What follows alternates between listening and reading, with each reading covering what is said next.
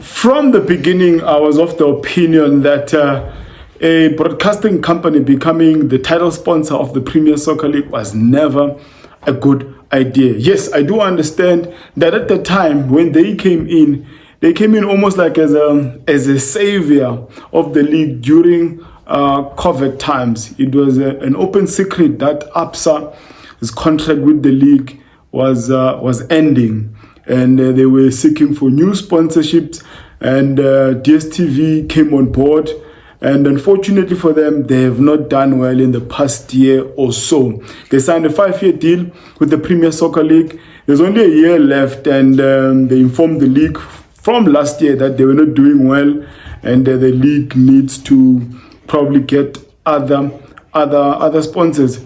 And this episode is basically to talk about the new title sponsor of the Premier Soccer League of South Africa. Yes, I do go by the name of Wisconsin Football, where I discuss anything to do with soccer from Africa to the world and from the world to Africa. Yes, so to give a perspective on this, before we actually get to the details of the new sponsor, what are they offering, what are they bringing, what they might improve in our league.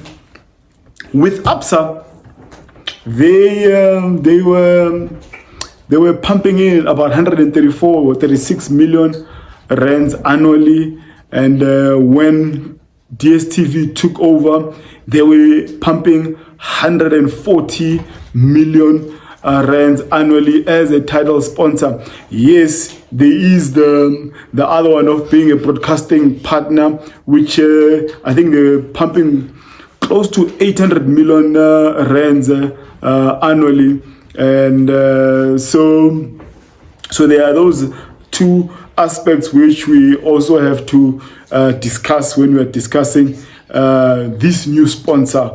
What's going to happen now with the broadcasting partner? So they were pumping 140 million annually, and now with the new sponsor, title sponsor of the league, Betway Premiership. Apparently, it is a 3-year contract worth 900 million. This actually appears to be a rushed announcement. We are already delayed as a league because the league normally starts around August, and starting September, that's when we will have your MTN quarterfinals. But this time around, we are starting immediately on the 3rd of August with MTN quarterfinals. So it appears that the negotiations have been going on for some time, and there appears to be no clarity. And even this 900 million that has been mentioned, it appears like it's conditional. If some T's and C's have been met, objectives, targets have been met, we are not even sure if it's the 3 years or the 900 million mentioned, it's over the 3-year period or 3 seasons mentioned. So there's a lot of missing blocks, and because the chairman, Dr. Ivan Khoza, didn't really give a clear breakdown of the figures, and the journalists who were there also, I would say, they did not do us justice as a public. But Betway coming on board, they're coming on board after knocking for some years. They've had a desire to sponsor one of the big guns in South Africa, and back then there were the rules of NSL, PSL. They were actually not clashing with partnering with betting sites. But now that the rules have been relaxed, it's a different story. They've allowed betting companies to come on board, which now also leads me to the next thing. I've said this time again, and this is no hate on Dr. Ivan Khoza or anyone who's involved with any football club, who's part of the administration of the Premier Soccer League in South Africa.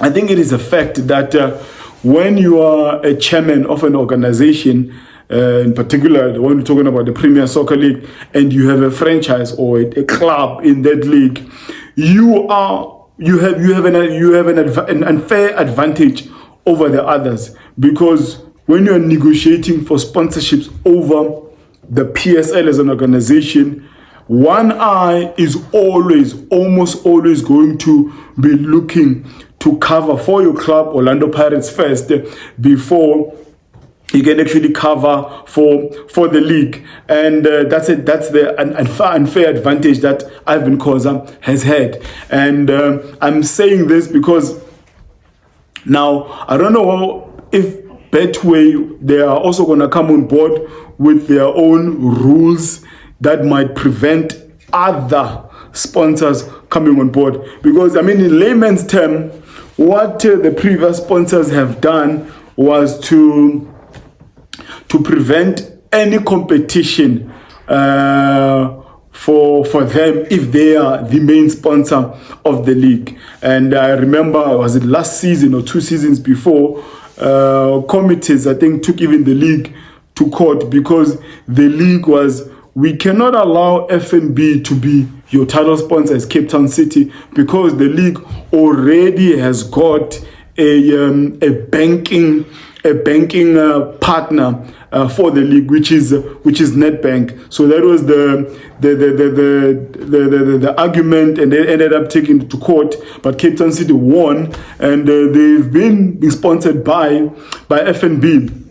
I say this because in previous times, betting sites were not allowed to sponsor teams. One of those teams who suffered eventually selling the status was a Moroka Swallows. Now, the rules were relaxed, and now the rules are relaxed. You then find an acting CEO who coincidentally is an acting CEO of the league. She also owns one of the teams in the league, Lamontville Golden Arrows, and her team was the first one to get a betting site title sponsor. I mean, Golden Arrows have not had a title sponsor, I mean like forever. I think the last one I remember was MTN way back. So she was the first one to have a sponsor from a betting site, 10Bet. And then they were shortly followed by, guess who? Orlando Pirates and the Kaizer Chiefs from the betting wing of SuperSport, that is SuperSport Bet. Now, the question I have for Betway is, now that they are coming on board, are they going to allow any other team in the league to have a title sponsor that is in direct competition with them? Let's say a Polokwane City who don't have a sponsor, who don't even have a technical sponsor. Will the league allow a Polokwane City to have a title sponsor, let's say from Hollywood Bets? And if they do reject, it will mean that they are going to those rules that were applied by ABSA, and Orlando Pirates, Golden Arrows, Kaizer Chiefs will be an exception, because Betway came after they were sponsored. A similar thing to Vodacom, a similar thing to Standard Bank that are sponsoring Kaizer Chiefs and Orlando Pirates. That's the unfair advantage I always talk about. You already know that Betway might be the sponsor of the league. You accept betting site sponsorship for your club, Ivan Khoza, for your club, Kezam Tawong, for your club, Mantua Madala, Lamontville Golden Arrows chair lady. And these are some of the things that will be interesting to see if there are some other betting site that might not. Because, I mean, if you go to England, there's about maybe 6 or over 6 teams that are sponsored by betting site companies. You have Everton. You have Brentford, sponsored by Hollywood. You have West Ham, Betway. You have, there's plenty of them. But the difference between the EPL and us now is that EPL, their title sponsor is not a betting site, so they can have it there. But here, and I know I'm comparing bananas and apples. We are a smaller market compared to EPL. So going forward, it's going to be interesting. But I am excited by the money if indeed the figures are true.